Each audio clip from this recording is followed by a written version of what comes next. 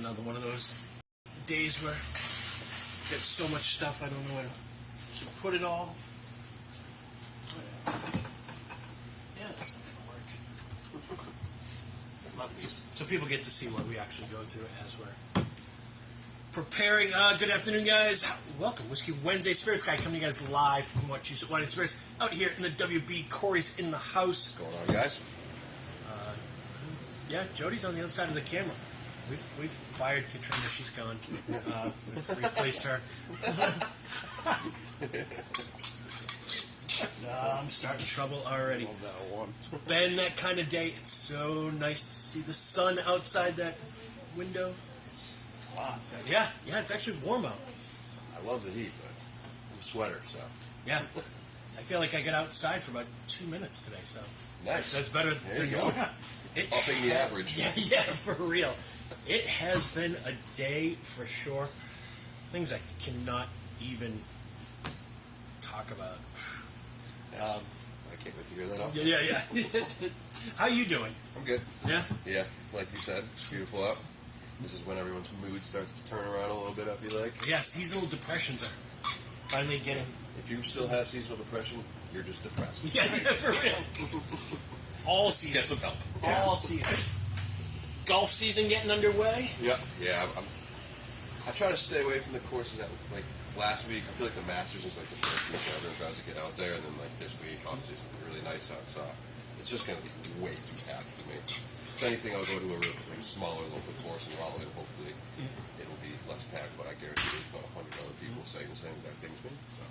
But, yeah, I can't wait to get on a course. I went to the driving range last week, and it was, like, so nice to see a ball go into the air instead of a simulator screen, you know. Yeah. I was hitting them straight, so we'll see how that translates. I like it low, but... Yeah, I remember being up at Green Hill, and because of the higher elevation, Yeah.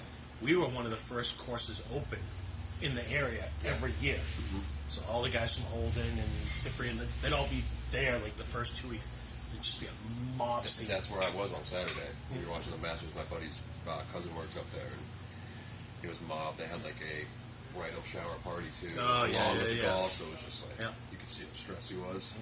They didn't like have their main cook on too, so it was good though. I mean, it was packed. It's good for business. So good for him. He did not make money. So yeah, they used to do a big early season tournament, Cosgrove. Yep. Yeah, I'm assuming they still do that. I don't know if it's that week. Probably because the Masters will mess that up a little bit. It's probably this week or next week I start off. And then the Masters weekend up there was like when guys used to go see Rocky in the movie theater. Like they just all thought that they were boxers after they get out of Rocky. Like they're all ready to fight. Like Masters weekend at the golf course.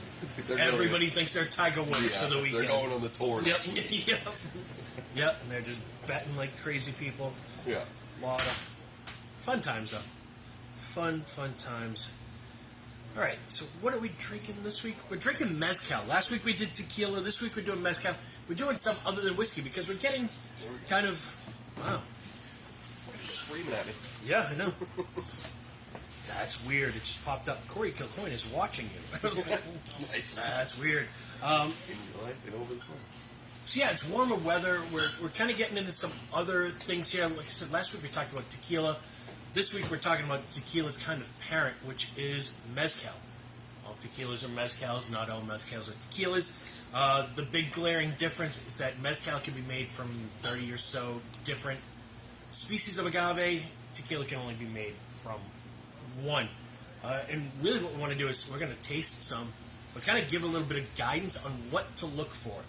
Because these things aren't, there's no real bottom shelf Mezcals, at least not in my store. So everything we bring in is good, but I understand that, you start to get up to $40, $50, $60 a bottle. People want to know how to navigate and how to interpret these labels. So, again, Mezcal made kind of the same as tequila with a few differences. And as always, I love digging in and learning some stuff along the way. I feel like Mezcal is also one of those ones that, like, the deeper you dive, the more, like, cool stuff the more interesting it gets, yeah. And we're going to start out by pouring this one, the Agave de Cortez.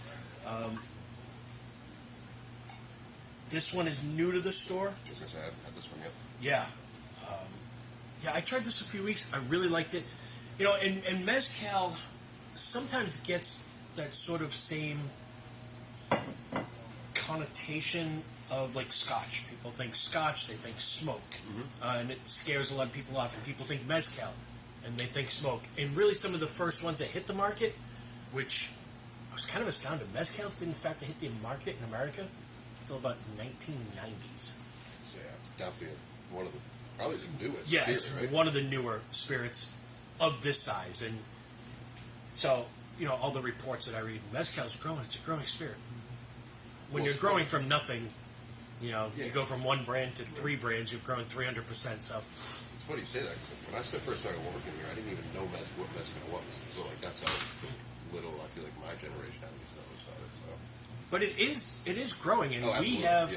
I would say we probably have the best mezcal selection of anyone in Central Mass, at least. I go to a lot of counts around here, and I don't see a lot of mezcal like you got. So. I think we've got about 18 of them on the shelf now, which is a pretty healthy selection. So this is Agave de Cortez, and much like tequila, like a lot of brands aren't necessarily the people who make it. This is one of the few brands of mezcal that's actually owned by the people who actually make the mezcal. They go back 6 generations, and their heritage goes back to the Zapotec people, who are like the indigenous people of Mexico, kind of related to the Aztecs, and there's another tech thing, but yeah, they're actually the native indigenous people in Mexico, and their heritage goes back into that kind of that far back. So all the same family, year after year, and they've made mezcal for other people. You know, the great thing when you're dealing with good mezcal, and when we're looking at a label, there's certain things you're looking for. You're looking for the words like artisanal or ancestral. Just mezcal has its own set of guidelines, and then artisanal is kind of a step up, and then ancestral is a step even further. And pretty much what it means is if it's just labeled as mezcal, no artisanal, nothing like that, they can mechanize the process. So they can use mechanical methods to crush the agave, to cook the agave. When it is artisanal, it all has to be done by hand. So it's all going to be done hand harvested, hand crushed, hand milled either by a mill or by a tahona. We've talked about tahonas, these big stone wheels. It has to be cooked by an open fire, like it has to be distilled in a certain type of still. And then when you get into ancestral, it's literally all by hand. Like it has to be distilled by open fire in like clay pots or wooden pots, like no metal, no mechanization at all. So, but you're always looking for at least artisanal on there. We've talked about this in the past, and what I love about all these labels is, you know, it has the category right there. We'll drink the tea grade a little bit. Mezcal artisanal, class Joven. Joven means young, or what would be the equivalent of silver when we're dealing with tequila. So freshly distilled, no aging at all, maybe a couple weeks in like stainless. Reposado, which loosely translates to rested. Same for mezcal as it is with tequila, 2 to 11 months. And añejo, which we have one of the few añejo mezcals that I've seen in the market, again, is a year or older. So you're always kind of looking for those little things on the label to help you kind of navigate, and then you're looking for the type of agave, which this one is Espadín. It seems to be the most common. I think it's the one that grows the most. But yeah, there's all kinds of different agaves, and yeah, it's a pretty straightforward process that somehow manages to produce different tasting spirits all along the way. And I find that some of the newer ones are not as smoky. There's still a good amount of smoky ones out there, but ones like this are kind of leaning a little bit more towards the vegetal character and the agave character. I almost get like no smoke on that. very, very minimal. And that's what I think I liked about it when I first tasted it, was like, it doesn't taste smoky. And that's also a thing for like new mezcal drinkers. I mean, if you want to like start and take a step forward into it, there are starting points that you can. You don't have to jump right into the big smoke bombs like you would with scotch or something like that. Yeah, I love that. And this one also, for some of the proof hounds who think that 80 proof is not good enough for them for whatever reason, 90 proof on that one. So it's a little bit more octane, but it doesn't drink 90 either. That's very good to add. Easy. It just drinks really full-bodied. Do you want to taste this one, Glenn? While you, I won't say no. Kind of hanging out there.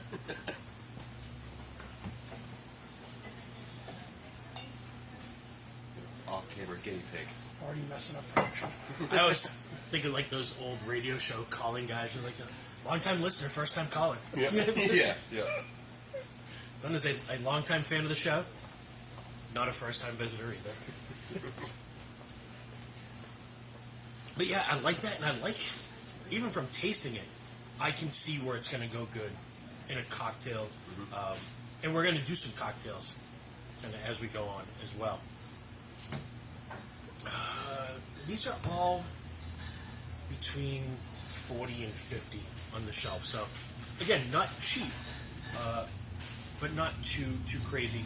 But you know you're getting a high-quality product. Right. You're not going to buy a $40 bottle and not be impressed with the quality. Maybe you might not like the flavor or taste, but it's all made. Yeah, I love this. Like, these are all hand labeled, so like the label's a little off kilter on the back. Authentic. Yeah, it's all the info is there. A lot of it's printed in Spanish on the back, which just makes it feel exactly. more authentic. You think on that one? It's super smooth, as like Cory said.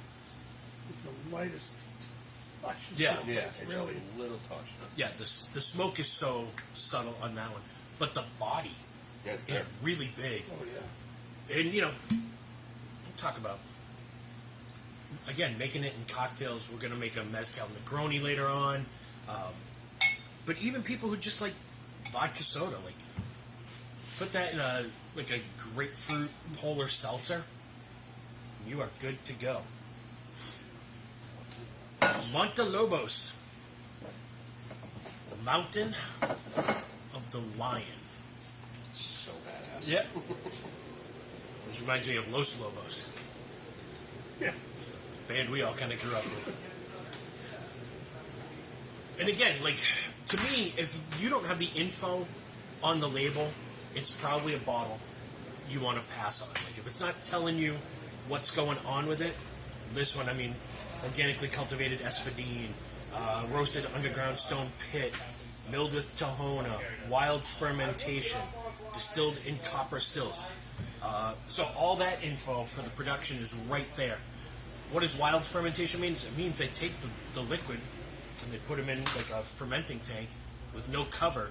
Whatever natural yeast is in the air gets in there, kind of like when we taste sours with Matt's.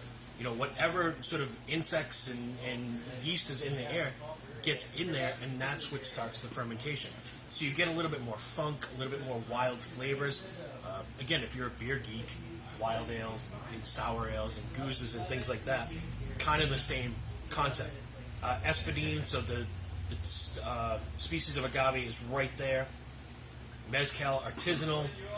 It's got everything you want right there. By the way, certified organic, if that's a big deal, and I know that's a big deal to a lot of people as well. I feel like going back on what you were saying before, how they have so much information on that. Those are the bottles you kind of want to go for. That's with like every spirit, in my opinion. Obviously, like they have nothing to hide and they put everything on the bottle. It's most likely going to be a very good purchase. Yeah, absolutely. And the nose on this one's definitely a little bit more smoke.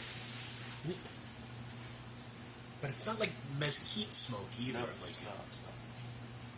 and those are some of the differences. I mean, sometimes they're burning mesquite wood or whatever they're burning for charcoal. I've heard stories in the old days that just burn old tires on top of it. Really? There's a way to create, which is why some of those old mezcals really tasted kind of chemically. That's crazy. And really, That's not even legal. it's like doing a clam bake on the beach. You just dig a pit, you put the agave in, and you cover it with your Whatever. charcoals, and Yeah. it roasts underground for days.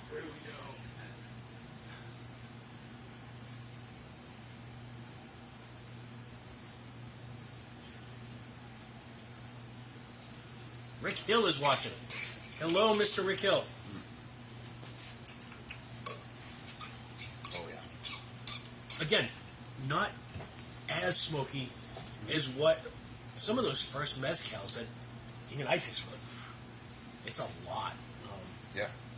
Now the smoke is more like an accent flavor, as opposed to just being really dominant. And like the vegetal character. I think the first mezcal I had was the Breaking Bad one, The Dos Hombres. and that was smoky to me. Obviously, and it is kind of big on the smoke, but it's a different smoke than Scotch, 100%. Mm-hmm. And like wasn't a big Scotch drinker at the time. I don't know, something about it like really turned me in a different way. I liked it a lot. But yeah, it's great. Yeah, it's fantastic. I want to say these guys are owned by Campari. I think it's part of that group. Yeah, that makes sense.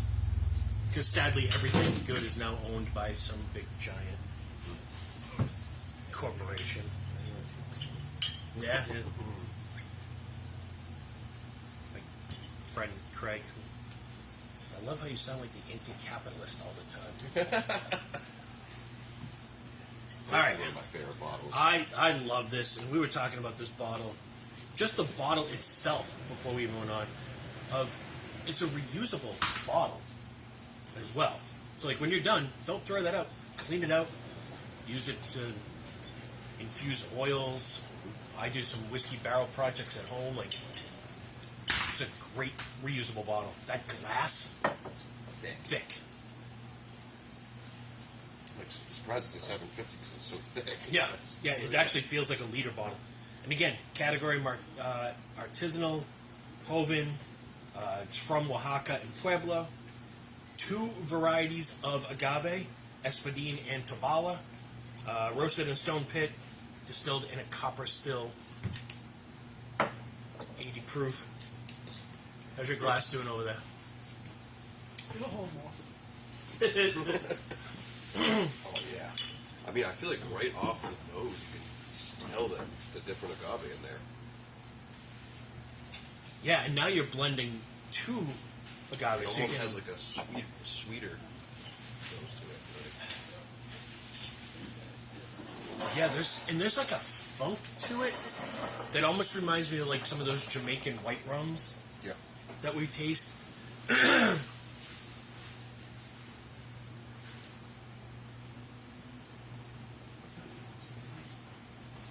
Yeah, it's fun because it's some of those things where you're asking yourself that question of like, what is that? Yeah.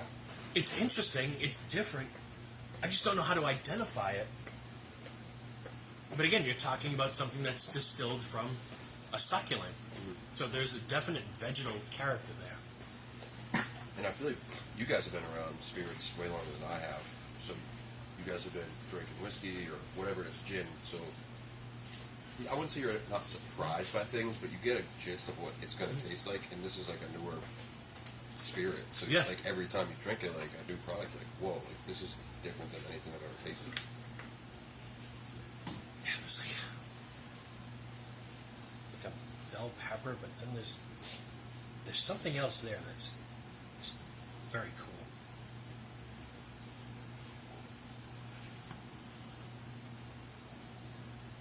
And it's the eye of the tiger, the translation. Roasted peppers. I think you hit it. Yeah.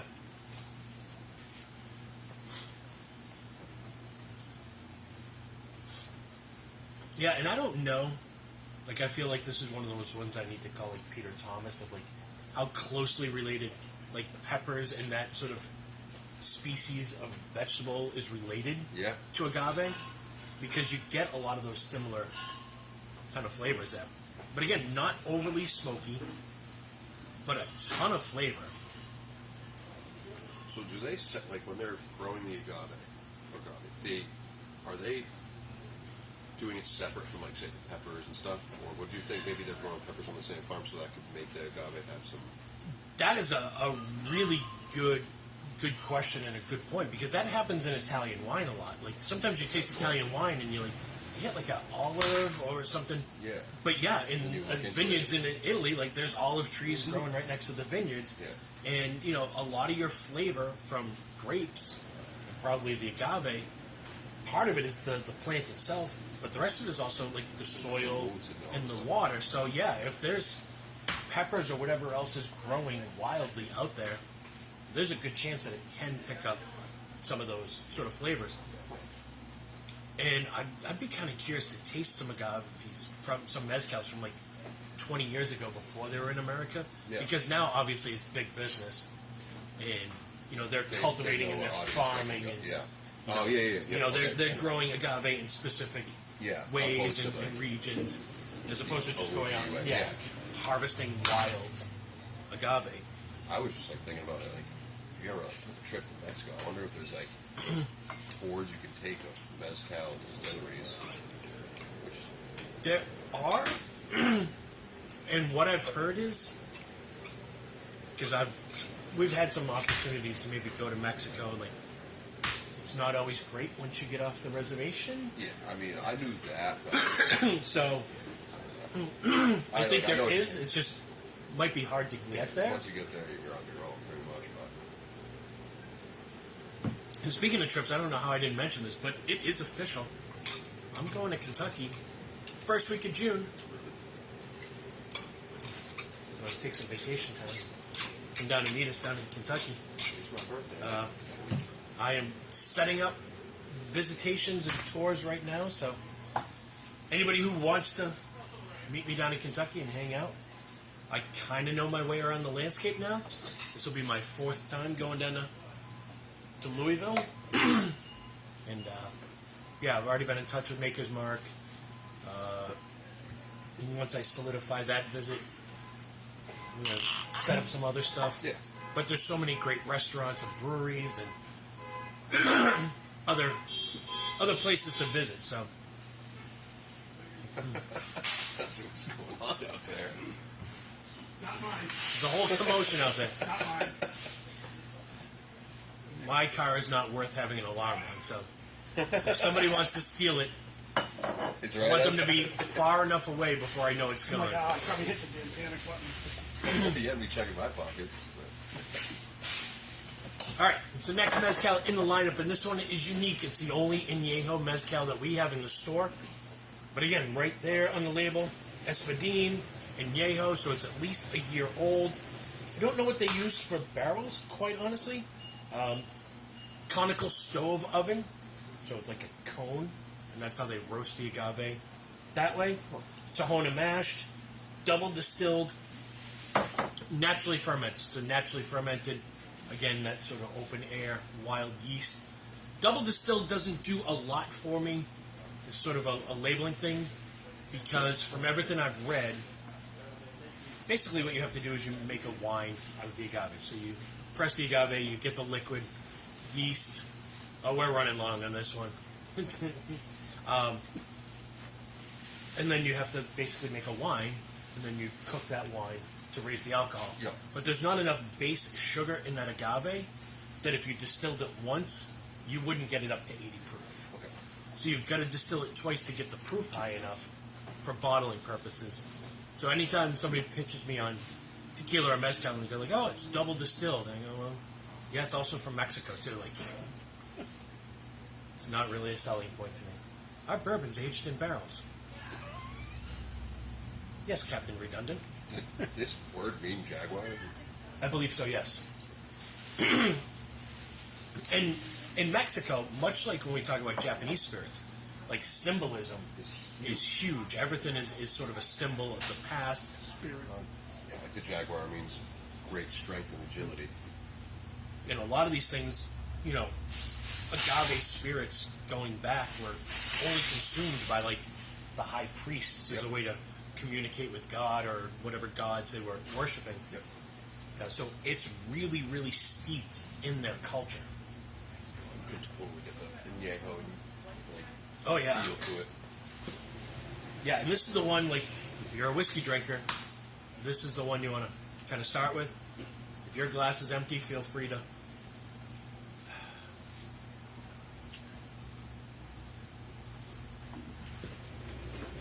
Do my best on live comment.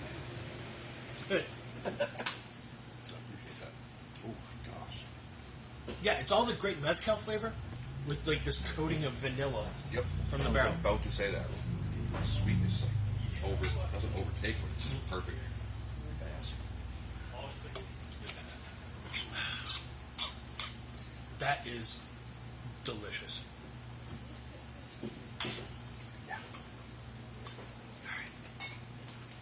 Got one more, and then we're gonna do a little kind of tutorial on what to do with this stuff once you've bought it.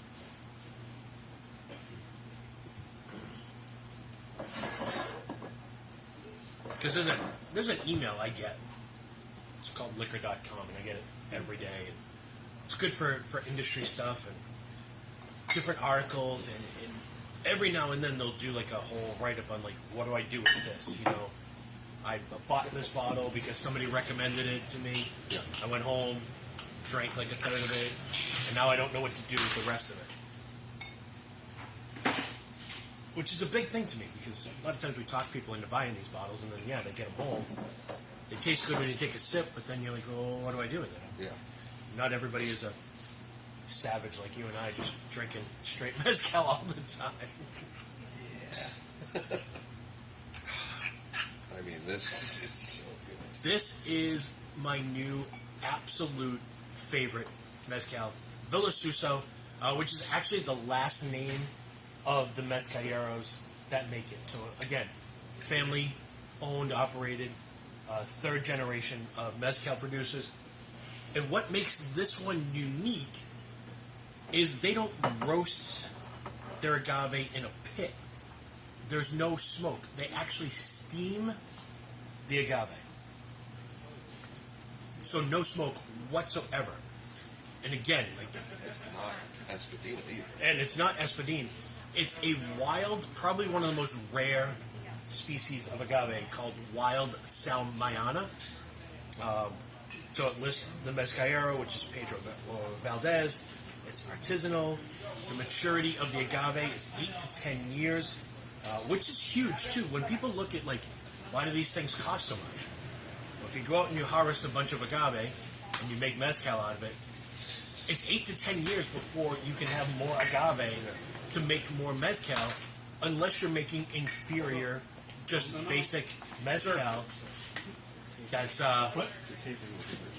yeah. So if you're just making like basic mezcal, you can use younger stuff, but that stuff is not very good. So, but yeah, all the Tahona, stone oven, copper still. Yeah, the nose on this is unbelievable, and this is my sipper. This is a little bit of lime, seltzer water, no smoke whatsoever, and definitely the most unique tasting mezcal.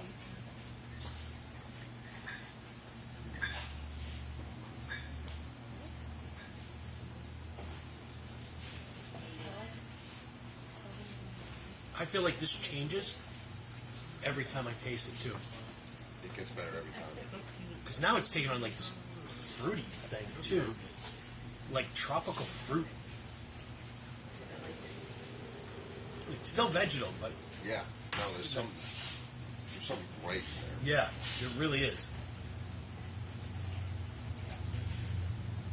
I cannot get enough of that. And like you said, the symbolism, Mm-hmm. the skulls. Yeah, the sugar skulls. I love that bottle so much. Female sugar skull, 100% agave, Salmayana. Again, all the info. Then when you turn it to the side, it looks like there's a stripe that's actually clear. So you can see the bubbles in the glass that show that it's a hand-blown bottle. It also lets you know how much you've got left. Which isn't almost a good thing. What? What did Yeah. I do last night? Means I'm almost going to buy another bottle of this.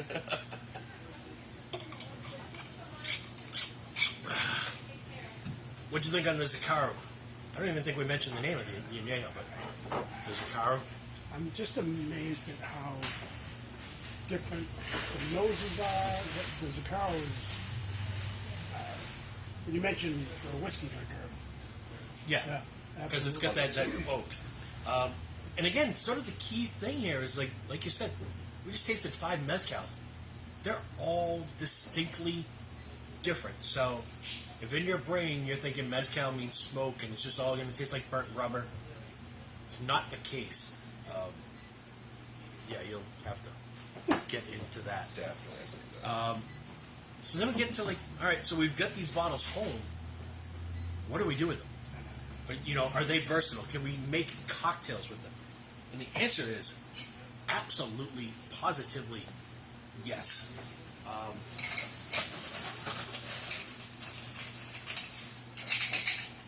It just so happens that I have some ice here. We're going to make some cocktails. Juice, have ice here. And again, I mean, we made this cocktail last week. It's called the Paloma, and we did it with the Polar Grapefruit Dry. We're going to up that game a little bit with Fever Tree, Pink Grapefruit, Sparkling Soda. And I'm probably going to go the Montelobo.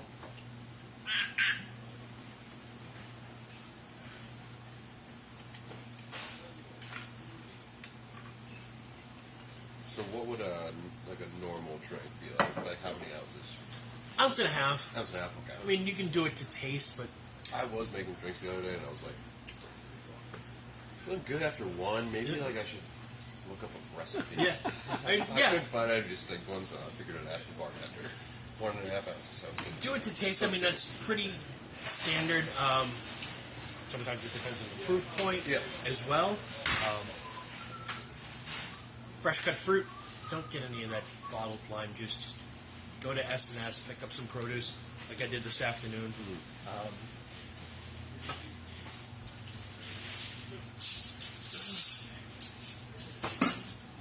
One of the other things you can do with mezcals, substitute in your margaritas. So you can make, smoky margaritas. Yeah. That's kind of the easiest one. But Paloma. Johnny Walker Stirrer. Sick. Yeah.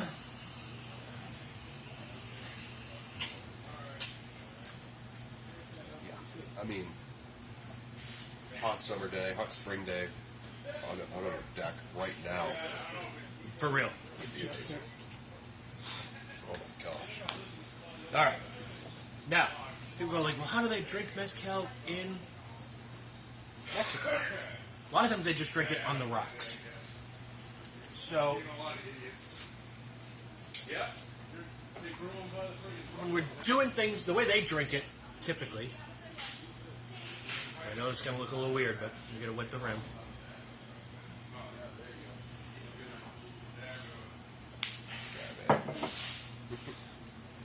Necessity is the mother of invention. I've had to do some stuff behind the bar to get through. One of the other things, like when you're doing cocktails at home, I made a bunch of my own salt blends. So I actually blended some just Himalayan sea salt with a little mango habanero seasoning. Oh my god, man. Speaking my language right now. And they would drink that. Yeah.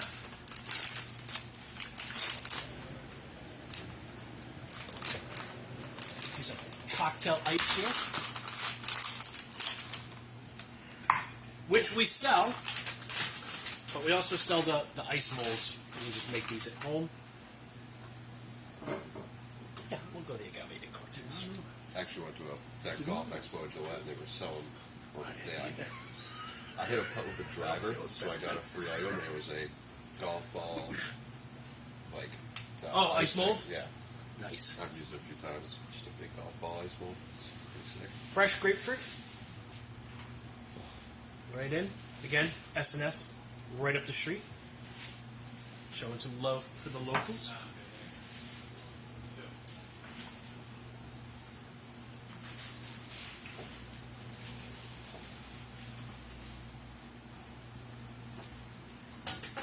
Oh my gosh.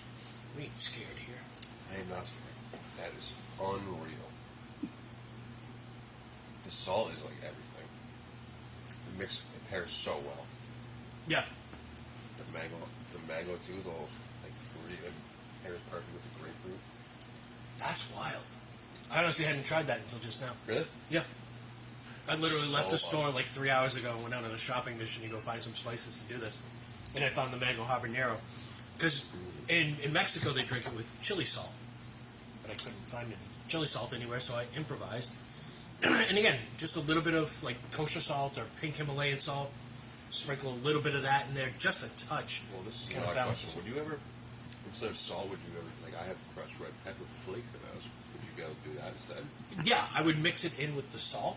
Okay, yeah.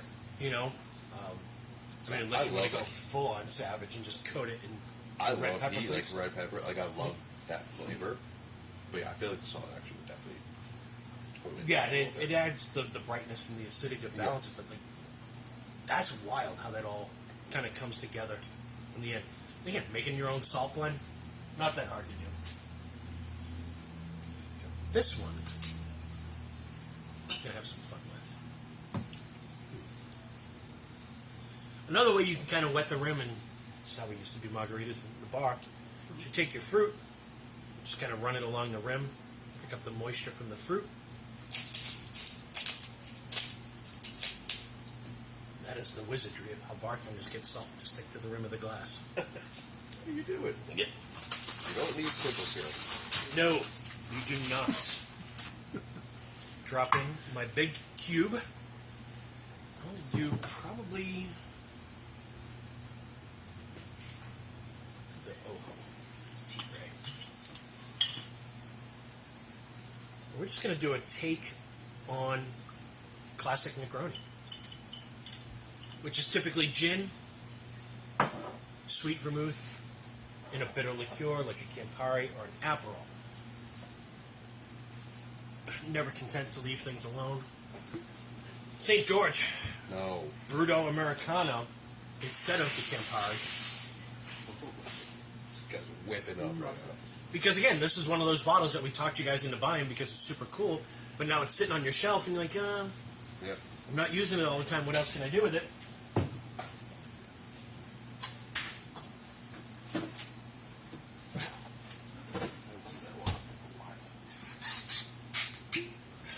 If you're going to use vermouth, use good vermouth, Antica formula. One of our favorites.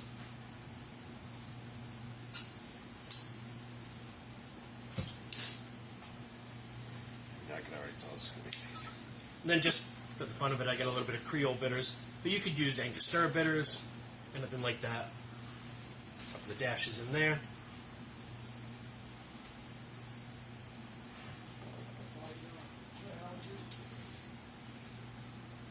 And on the edge, give it a little stirry stir.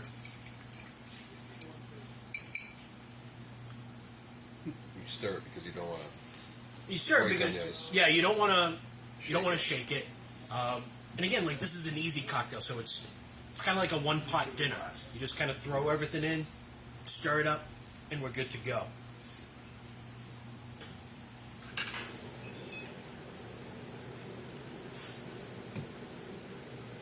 Truthfully, I've never salted the rim of a Negroni before. That is a very different Negroni, but it works 100%. So the salt blend I did was I took a little bit of chipotle chili pepper seasoning, just mixed it with some pink Himalayan sea salt. Again, more salt, probably like a 4-to-1 ratio Yeah. of salt. And you can make it up in batches. When you buy salt in the tin, like we're about to do, if you buy these things to salt your Bloody Marys or your margaritas or whatever, always dump a little bit of this out into a dish like this. Yes, then it's going to get crusted. And Yeah, if you just do it in set this, together. it just gets all kind of chunky.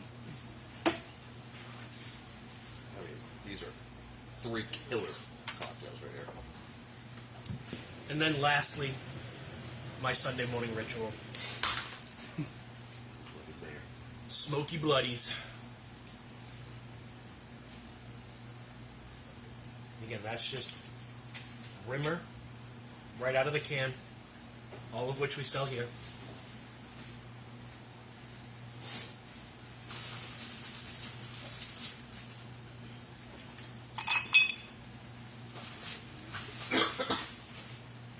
Not for nothing. I mean, this is my Sunday morning jam, but all you guys who are golfers, I know you're out there having bloodies Sunday morning. Yeah.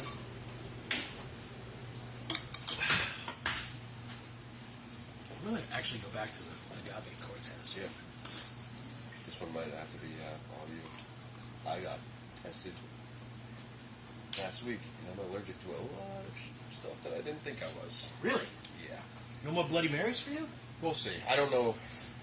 It's pretty much all shellfish. I thought it was just shrimp. So anything with fish on the label right now, I'm a little bit sketched out about. That's fair. So That is fair. if anything, we'll just do it off camera and we can Yeah. send me home. Don't want anybody dying on camera. Yeah, exactly. If this video would go up, we could do that. We get viral. We finally get paid for doing this. The only thing that I did like a six Killed him. thing, and the only thing I wasn't allergic to was scallops. The only thing. Shrimp, clam, lobster, everything else pretty much was. It's a sad day, man. Awful. Horrible. Clams? Yeah. Clams too. Yep. Oysters. But not. That's the only thing. But I have to get 2 negative tests to make sure that I'm not.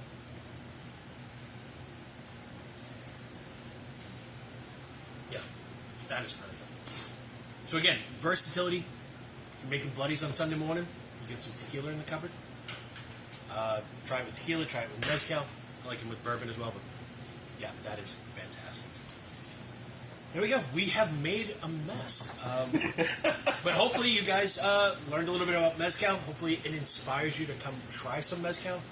Most of these bottles will be here open. So if anybody wants to stop by in the next couple days, over the weekend, come try some mezcal.